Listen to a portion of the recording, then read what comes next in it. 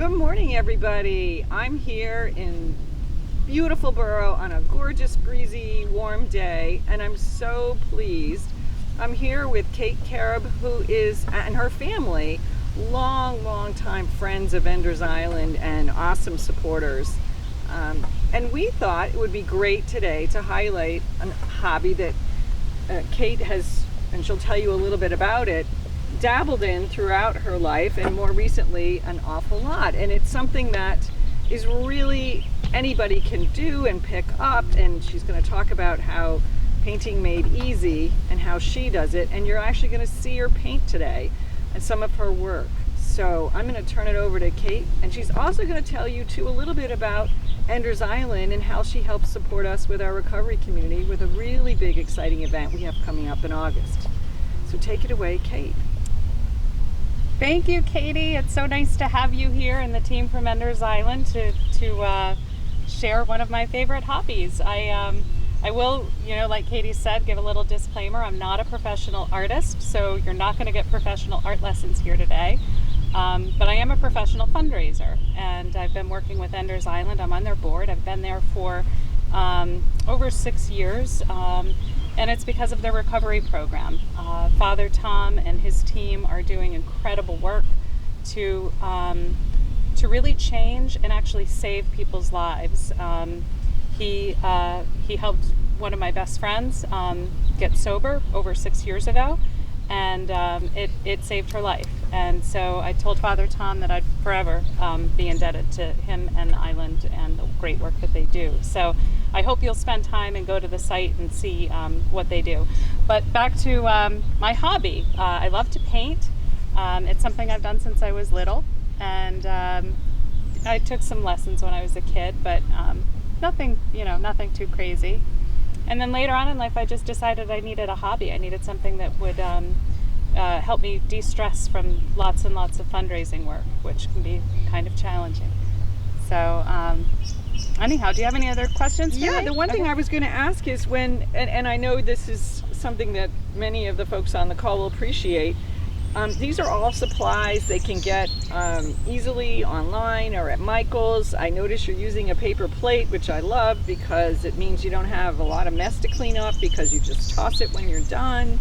That's right. No, it's a really good question. You can go to Michael's. AC Moore used to be a great place to get really inexpensive painting supplies. They're closed, but Michael's is open, and you can order online through Michael's. You can also order on Amazon or Dick Blick if you want to get some more professional items.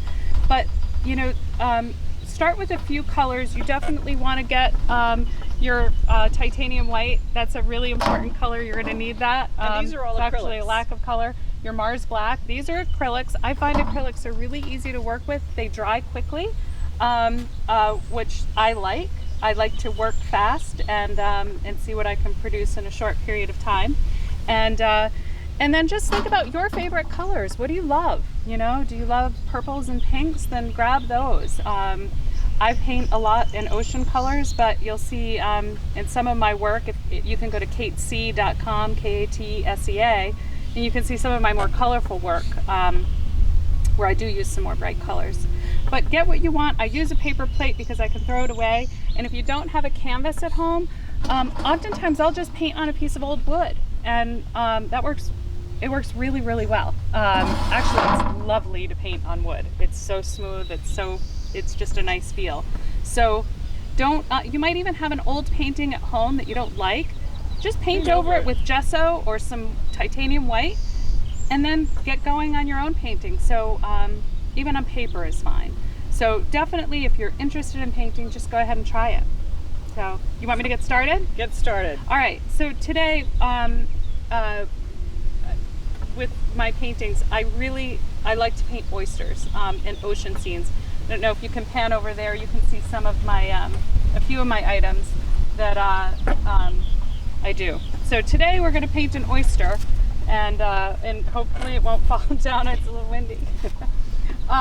So I'll show you what I do to get started. As you'll see on my palette, I have some titanium white, I have some sand color, and I have some blue. But when I do an oyster, the way I start is I get a bunch of paint. I like to paint thick. don't go skimping on yourself. Have some fun with it. This is meant to play. And I'll also say one other thing. A lot of people like to draw or sketch out their piece first. That's fine. I draw and paint, so it's just a more comfortable medium for me than a pen or a pencil. So I draw with paint. And so basically what we're going to do is we're going to start with just kind of playing around with what the shape of an oyster might look like. And we can, it doesn't have to be perfect. You'll see it's kind of starting to take shape a little bit, and if it's not big enough, we can move it around. That's why I don't really like working with a pencil so much. And it's about a 1 inch wide brush, 3/4 inch. Yeah, it's probably about an inch. And I have a variety. I'll use a couple that you'll see in a minute. I'll take some smaller brushes out in a moment for you to kind of check out. But if you see, you can kind of get a feel of this is what I want my oyster to look like. Now, let's say you want to paint a flower. Same thing. You're just going to kind of grab the image that you like. I paint kind of from my mind a little bit. I have a sample right here that you can see, but I just kind of use my imagination when I paint, and I think that that's kind of the most fun thing to do. Bottom line is I start with my outline, and then what I'm going to do is work on the outside of this. And I'm going to mix some blue and white together, and it's just kind of messy, right? And so we're going to get our image, our background. So I like these two colors, blue and white, because it reminds me of the sky.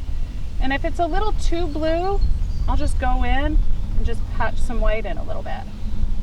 So as you'll see, it's not super, not splitting the atom over here, just having a little bit of fun. And then this is how we get our background done. And you don't have to worry about messing up the lines of your oyster image or whatever else it is that you're painting. If you have one of these thick canvases, this is an inch thick canvas. I like to paint the sides too. And what's great about that, it's always like having wet paint on your wall. I think wet paint is really fun. And it saves you a lot of money. You don't have to frame. So if you're getting the feel of it, again, I don't take it too seriously. I'm just having some fun, getting some background strokes. I will be honest, I'm going a little bit more quickly than usual because I've been told I have 7 minutes, which is maybe we can get me in a Guinness Book of World Records for speed painting. Let's do that. I think the other thing that you mentioned, which is interesting, is you could paint over this tomorrow. You could say, oh, I'd rather really change the background to be X or Y, or I'm going to add another small shell. And I do that often, believe it or not. I really do. I will paint over things because there will be little, what's his name? The painter from, what's his name? The painter, Bob Ross. Bob Ross. There's no accidents, just happy little mistakes. Right?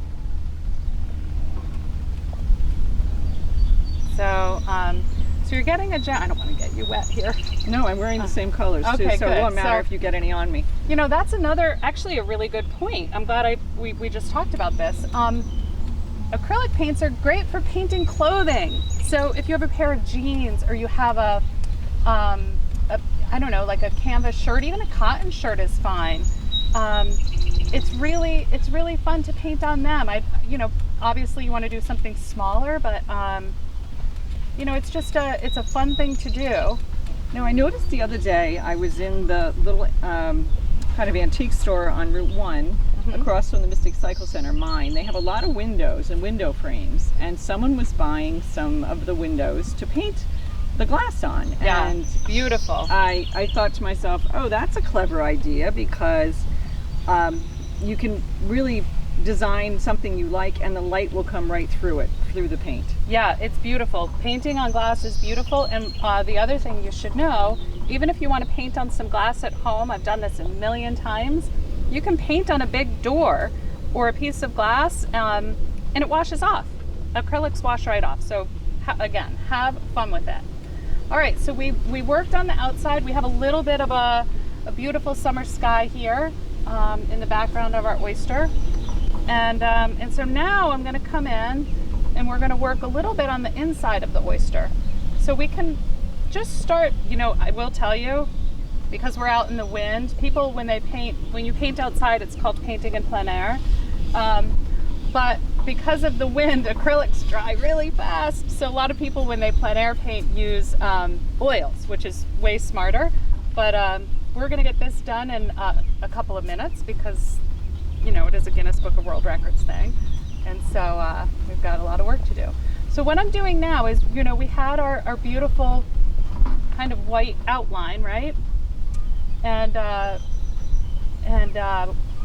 notice you don't what I love, you don't rinse the brush between anything. You have some water here, but you pretty much are just building on the color that's already on the brush and adding to it. I do. I like to.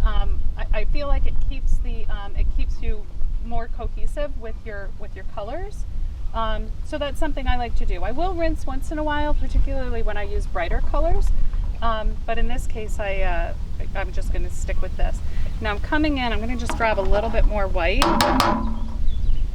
Now, while Kate's adding more paint, she mentioned before we started this that one of the things she'd love to do with this painting, and maybe some of her other small ones, which are so gorgeous, is she's donating them to our silent auction for Holy Smoke, which is a big dinner I mentioned that's coming up in support of the recovery community. That is an awesome seafood, steak, and surf and turf dinner. It has a live band. There is a whole array that later, early in July, we'll have on our website of silent auction items. And Kate and Rob Valenti are actually the co-chairs. So why don't you tell us a little bit about Holy Smoke and why, even if you can't come to the event, it's something you can participate. Yeah, that's right. So the event is August 14th, and it's held on Enders Island. So for any of you that have not been to Enders Island, you've got to go. It's stunning. It's beautiful. If you're celebrating something happy, you should go out there and commemorate it. If you're dealing with something really sad, you should go out and allow the island to heal you. It's just a very comforting place. You go, you feel the ocean. It just makes you feel good when you're feeling really, really bad. And so I'd highly recommend going. But we're doing an event. It's in our 13th year, right, Katie? Mm-hmm. Of Holy Smoke. And I got involved with Holy Smoke with Father Tom. And I'm just bringing in some different colors. So just you use the colors you like. But when I got involved with Father Tom, after he helped my friend, I said, well, I'll come and I'll help you with a fundraiser. So I came to Holy Smoke, and it was at that time it was just a small group of guys that were getting together and having cigars and having an amazing dinner on this beautiful island, and they had a couple of auction items. And then I got involved and I said, well, I want to do some other things here. So we now, I guess the last year before COVID, we had 530 people attend. It's now a whole lot of women come, which is fabulous because they're great shoppers. And we raise money for the island. And I think last year we raised about $400,000, and it is the most important fundraiser for our recovery program. We have about anywhere from 10 to 12 young men living out there who are recovering from addiction to alcohol, heroin, all kinds of issues. But the recovery program is probably one of the most, I think it's one of the most important programs, for me anyway, out on the island. So, and one of the most successful in the country, actually. Yeah, we have about an 83% recovery rate, which is a little bit unheard of in the recovery world. And we'll learn more about this at Holy Smoke, and why the program is so successful. So anyway, yeah, so the event is August 14th. It's going to be fabulous. We hope that you'll join us. And you can bid on this painting. Yeah. It'll be done by then. It's gorgeous. You are amazing. Oh, you're sweet. Yeah. Kate. And so I'm just adding a little bit of dark brown to the edges so that we can define the edge. Again, I usually bring in a smaller brush here, but for the sake of time, I want to just get this finished for you. And there's a couple of pieces of the oyster that are, we have a couple of muscles in the oyster that we want to define, like right here. And there'll be amazing oysters, by the way, at the Holy Smoke. That's right, Mystic Oysters. Mark Harrell from Mystic Oysters is donating all the oysters for the Raw Bar, so thank you to Mark. And we've got Pasta Vita is making an amazing dinner, so we're thrilled about that. It's really just it's an incredible thing. So we're gonna end this with a couple of oyster marks that you'll notice. I am gonna rinse that brush real quick, and then I'm gonna add the last mark, which is just gonna be a white mark in the center of the oyster. Beautiful. And we'll probably touch it up a little bit for you before Holy Smoke, but you'll see it on the auction block. We look forward to seeing you then. Thank you so much. Thank you, Kate. It's beautiful. Thanks. Picasso by the sea.